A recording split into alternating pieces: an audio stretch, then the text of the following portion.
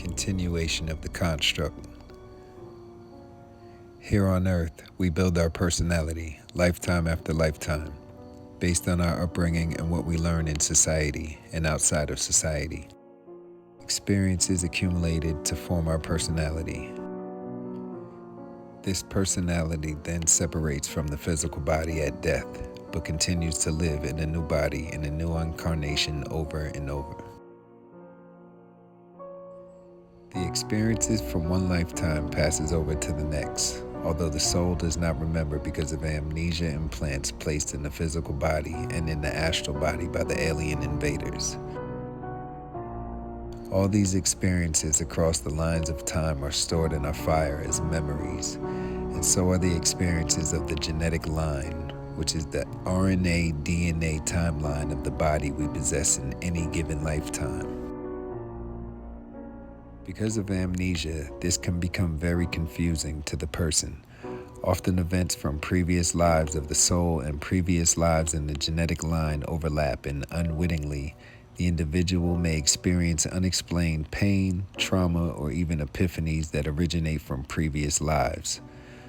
All this forms the personality of the particular soul splinter that we consider being us in this lifetime. The real you is all of this, but it is so much more. Take your current personality and add infinite opportunities to that, and you'll have the real infinite you that will operate in the real infinite universe. Your entire current personality remains as a series of experiences, all in a simultaneous packet. It may take some processing and inner meditation to really grasp this concept and to see whether it applies to you.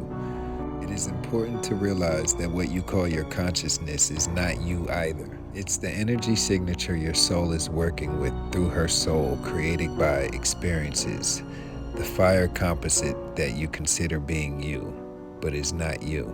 The spirit over soul is the unit that is really you.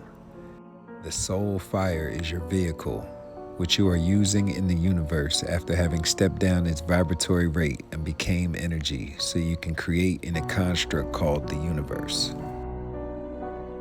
Therefore, we could call the original universe a hologram too, although it is a hologram of which we usually are aware and can freely create in, as opposed to a hologram in which we are trapped.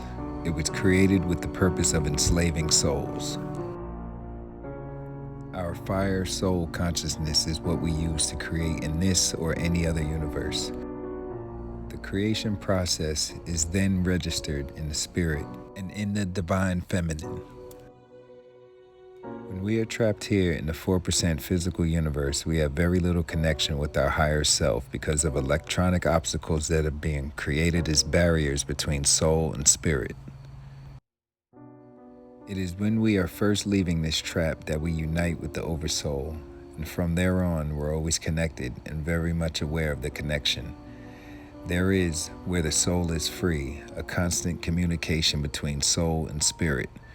We all will remain individuals creating our own realities with thought, but fully aware that we are all connected. Today, people who are waking up feel that their awareness and their consciousness has increased, and indeed they have. What happens is that the soul that is you in this reality is beginning to break down the amnesia barriers in your DNA and in your soul, and you vaguely remember your past in the real universe.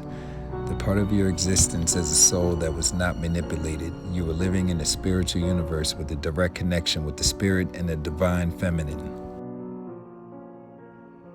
In the extension, we also begin to connect with the spirit over soul, and this creates epiphanies, strange experiences, knowingness without any substance to it in this reality, intuition, telepathic abilities, ESP, psychic abilities in general, and much more. If you happen to experience any or all of the above, then you are, to that extent, reconnected to the real universe. So what exactly does that mean? It means that we are living in a time loop. We are living on a DVD track over and over again. At the end of a cycle, we're supposed to move on to the next.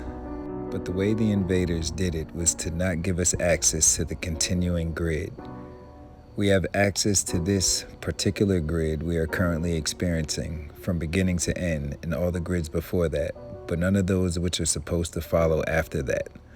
While optimally, if we weren't under the control of this oppressive star race, we would have reached the stars ages ago.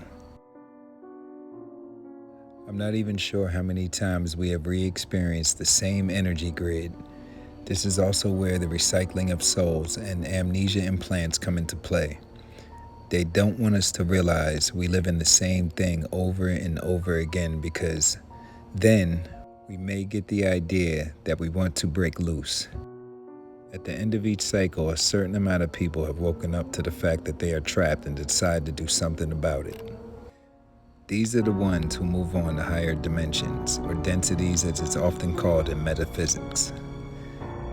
Those who are still asleep will continue living the same time loop until it's their turn to wake up. Some seem to think that the time loop that we're stuck in is actually the second last of the energy grids, but we keep it in existence with our own mass consciousness, because when we agree to living in the invader system and are obeying their twisted laws, that we do nothing but enhance the power of the rich to the expense of the masses. We also agree to being implanted with amnesia and recycled, and thus we keep the whole time loop alive and well. If we break the curse, the next cycle will take us to the stars.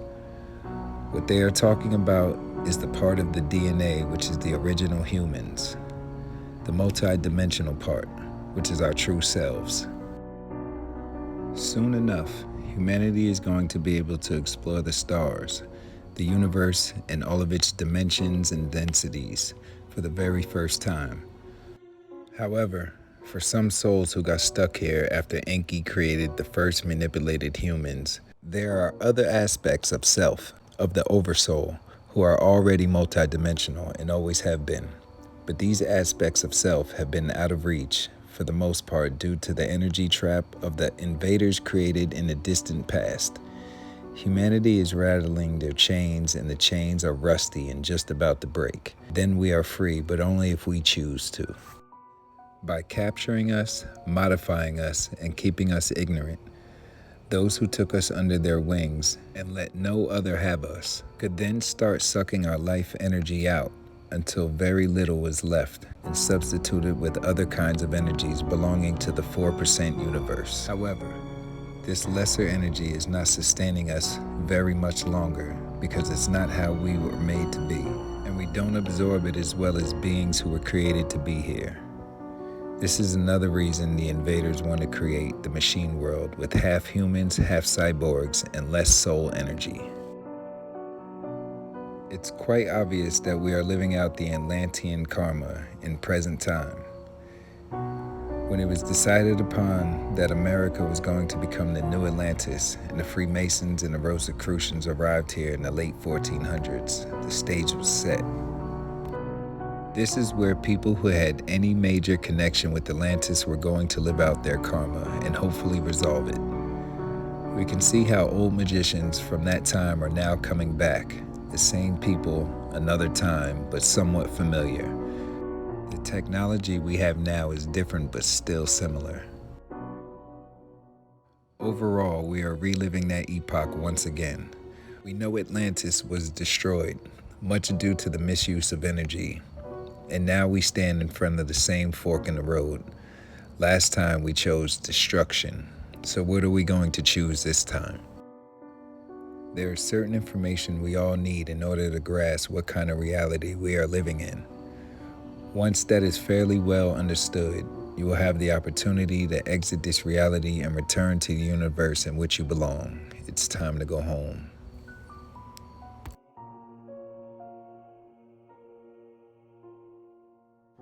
You are the glitch in the matrix. Not all who wander are lost, beloved.